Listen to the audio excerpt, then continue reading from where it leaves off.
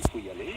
Et le pape, je ne sais pas si vous vous souvenez, mais il est allé voir l'imam à la mosquée de Bangui, à la mosquée centrale. Il avait amené dans son papa mobile. Enfin, il avait eu des gestes assez forts qui ont pesé politiquement. Et je crois que donc les églises, de façon générale, tout ce qui est la protection les catholiques que les musulmans, ils ont une partie de la solution. Ce qu'on voit aussi aujourd'hui, c'est que l'église catholique est très critiquée par l'entourage du président, du chef d'État, et c'est pas simple pour eux. Mais faute de mieux, je crois que les églises, c'est un élément important et qu'elles ont une grande part de responsabilité pour stabiliser le pays et sortir de la crise. Donc des critiques qui portent sur quoi, sur quoi, l'encontre de l'église catholique justement parce que l'église catholique défend les musulmans.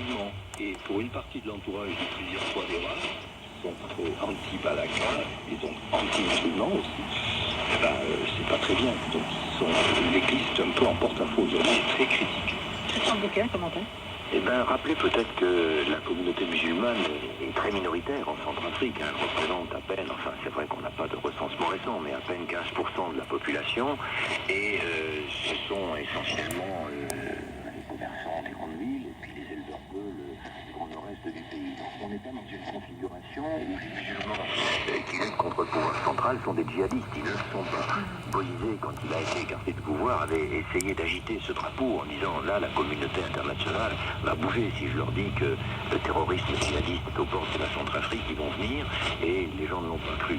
Alors c'est une situation qui encourage à penser peut-être qu'il y a des risques de génocide avec toutes les précautions prises par la représentante de l'Amnesty International autour du mot génocide, sur des bases ethniques ou religieuses, mais il faut tout de même rester prudent, notamment parce que les grandes religions, comme vient de le souligner Jean-Pierre Piquois, continuent à fonctionner ensemble, du moins au niveau de Bangui.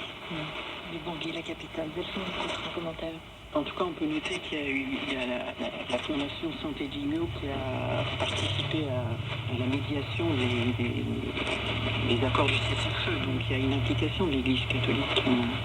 Et d'ailleurs, il y a des ONG tant musulmanes que chrétiennes qui travaillent d'ailleurs avec Amnesty sur des programmes de formation, notamment par rapport aux victimes, aux témoins d'exactions, etc. En guise de conclusion, Jean-Pierre Piquois, Christian Bouquet, sur les priorités pour la Centrafrique. Les priorités, je crois qu'on les a largement évoquées. Donc, ce que je voudrais dire, c'est que moi, j'ai peut-être donné le sentiment d'avoir une vision très négative et trop pessimiste de la situation. Et je voudrais corriger un peu tout ça. C'est vrai que c'est un théâtre, c'est un peu sanglant, et on ne peut pas rester indifférent devant le drame que connaissent les Centrafricains qui sont déplacés, ceci dit, je voudrais terminer sur une note peut-être plus positive, comme j'ai essayé de le faire dans le livre d'ailleurs, ou dans un coin paumé à l'extérieur de Bangui, à quelques centaines de kilomètres de Bangui. J'étais tombé sur un instituteur qui était dans costume et cravate dans une école qui a été à moitié détruite, plusieurs bâtiments étaient détruits.